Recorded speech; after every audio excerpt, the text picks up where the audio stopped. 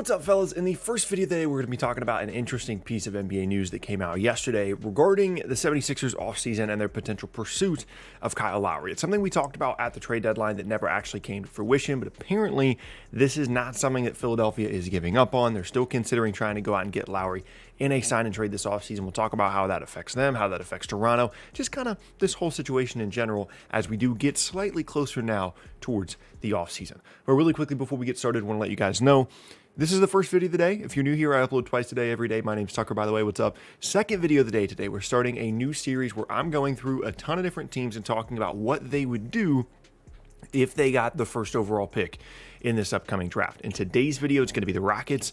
Moving forward, there's some teams you guys want to see in that series. Let me know. With those things said, if you like the video, leave a like rating on the video. Socials and a link link down in the description below.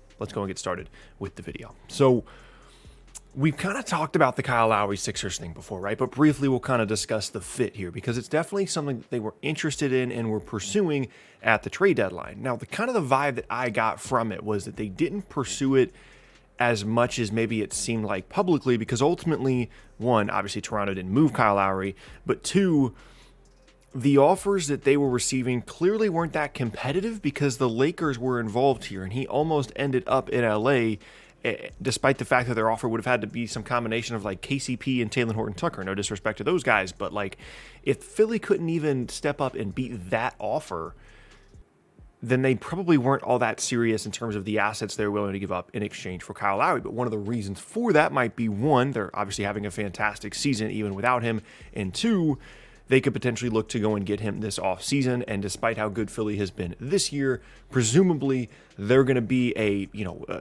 conference finals contending team for the next couple of seasons with Ben Simmons and Embiid, assuming those guys are healthy. And, whether you add Lowry at the trade deadline or in the offseason, you're still going to be really good whenever you add him, right? This rumor specifically, it says that, among the three teams known to be in hot pursuit of Lowry back then, that being the trade deadline, the Lakers, Miami, and Philly, the Heat are the only team that can sign Lowry outright this summer. And sources say the Sixers are still planning on adding him by way of a possible sign and trade. And the Lowry interest in being Philadelphia remains strong there for obvious reasons. It's a place that he's wanted to play, right? Personally, I think that would be one of the cooler places for Lowry to go. There is still some issues at times with the fluidity of the Sixers offense because it is still so based within the front court. Embiid has been fantastic. If he didn't get hurt, he would be neck and neck with Nikola Jokic for the MVP. I think Jokic is going to end up winning it just because of the games missed by Embiid to this point. Tobias Harris has had a good season. Ben Simmons, I personally would have as my defensive player of the year this year, but they still lack that floor general, backcourt creator type guy that pretty much every team that has made the conference finals and the finals over the last couple of seasons has had. And that's certainly a concern for this group offensively. And so adding Lowry there, someone that can be, an on or an off ball guy, can shoot off the ball, obviously is a great leader. We know all the things that Kyle Lowry brings to the table, right? So him in Philadelphia would certainly be interesting. And the Sixers could absolutely make this deal happen. It would be some combination of young players and picks or whatever, each side feels comfortable with, whether it's Matisse Thybulle or Tyrese Maxey, who I know Sixers fans are going to riot against potentially moving in a Lowry trade. Any number of picks that they do have at their disposal. There's obviously a way for Philadelphia to make this work within a sign and trade structure as well. They've got salaries that they can trade to potentially, sign Lowry to a deal that he's comfortable with. 2 years, 40, you make the salaries work, things like that. It's not difficult to find a Sixers Kyle Lowry trade, especially a sign and trade. And again, it would have to be that they don't have the financial ability to go out and just sign Kyle Lowry outright unless it is at a huge discount. But of course, there's going to be other teams as well trying to sign him in free agency. So they would have to kind of step up to the plate for that. Now, the thing that's interesting to me, though, about this rumor specifically is, of course, about Philadelphia, but we kind of talked about that. But the Toronto aspect of this, right? Because this rumor basically makes the assumption that Kyle Lowry is not going to return to Toronto. And I think there was a point at the trade deadline where everybody kind of thought that as well. Everybody kind of thought that the Kyle Lowry era in Toronto is done. There was a moment at the end of a game close to the trade deadline where it almost seemed like he was saying goodbye. And, the rumors really started to heat up about a possible trade, and they ended up not moving him. And I think their willingness or their desire to retain Kyle Lowry in free agency all kind of depends on where they think they're at the time of free agency. For me personally, I'm really rooting for Toronto to get a really good draft pick in this class, whether that's the first pick in the class or just at least within the top 5, because I think that they are one of the better organizations in the league. They've proven an ability to develop players over the last couple of seasons. Just look at their roster, Siakam, Van Vliet, OG Anunoby, amongst others. I'd like for them to get a top 5 pick, and let's just say they get crazy lottery luck, right? Like they get the first overall pick in the draft. Who would you rather have in Toronto there to mentor Cade Cunningham than Kyle Lowry? He's not going to get in his way, right? Like he's going to be there to mentor him, but he's not going to be someone that is going to need to be on the ball all the time. Obviously you've got Van Vliet there as well, so maybe, there are some limited opportunities in backcourt you could make that case. But I feel like if you go out and get Cade Cunningham and you get really lucky with this pick, the options are, okay, let's just pave the way. Let's just let Cunningham, do what he does, or, bring back Kyle Lowry as a way to mentor Cade Cunningham, and all that depends as well on where they think they're going to be at moving forward. Like this is still a good roster. You could make the argument that out of any team in the league that's been affected most by kind of the circumstances of this season, that team would be Toronto. I mean, they haven't even been playing in their home country, right?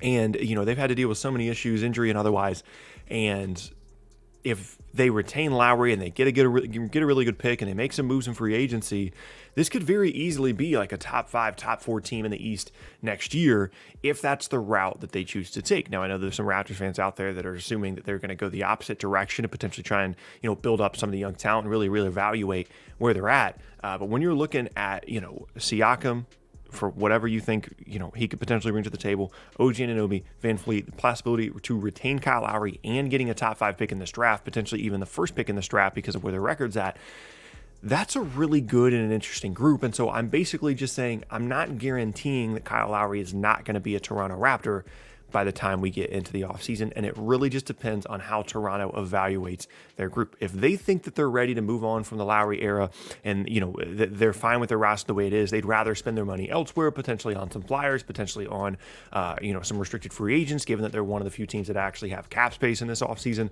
then maybe that's, the route that they go. If a possible sign and trade becomes available where they can start to pivot towards a bit of a younger roster and get, a young pick or a young player, a pick or two from Philadelphia in a sign and trade, I think that would be an awesome option as well.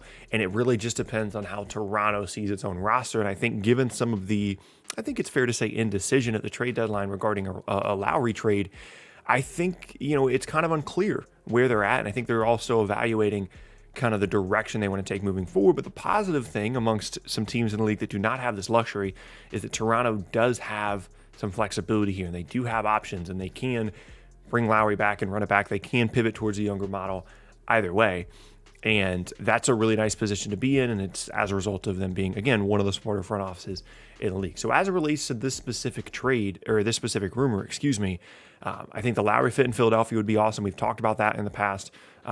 He's definitely going to be a guy to keep an eye on in a summer free agency wise, at least.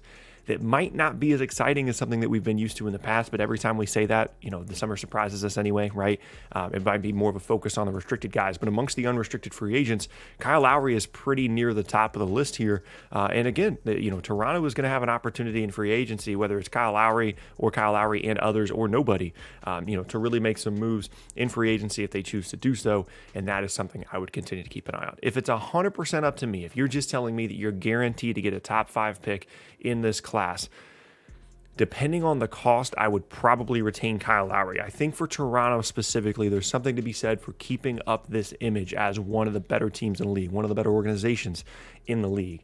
And, if after the season you've had this year, then you go back next year and you have another really bad year and you quote unquote tank, that could start to tarnish that reputation. It's something they've worked really hard to build up. And I just personally think that's something that I would like to keep going. Right? This perception of them as one of the better organizations in the league could start to be ruined if they have 2 really bad seasons in a row. And I know that that's kind of a weird mindset to have, and a lot of people just want to tank, but there's young talent here, and especially if you get a top 5 pick in this class, there's plenty of talent moving forward with the flexibility and the trade options you have. If you can bring Lowry back on a 1-and-1 or a 2-year deal, $40 million, whatever, 2 years, 40, whatever the case may be, that's certainly an option that I would be more than willing to explore. Let me know down in the comment section below what you guys think of this rumor, what you would do if you were Toronto, how you would kind of manage this entire situation with the Raptors. Let me know down in the comment section below. But that is going to be the end of the first video of the day, and I thank you guys very much for watching. As I said in the beginning, we're looking towards that if they got the first overall pick series, this time with the Houston Rockets later today, if you guys want to check that out. And yeah, hope you guys have an awesome rest of your day. Once again, my name is Tucker, and I will see you all next time.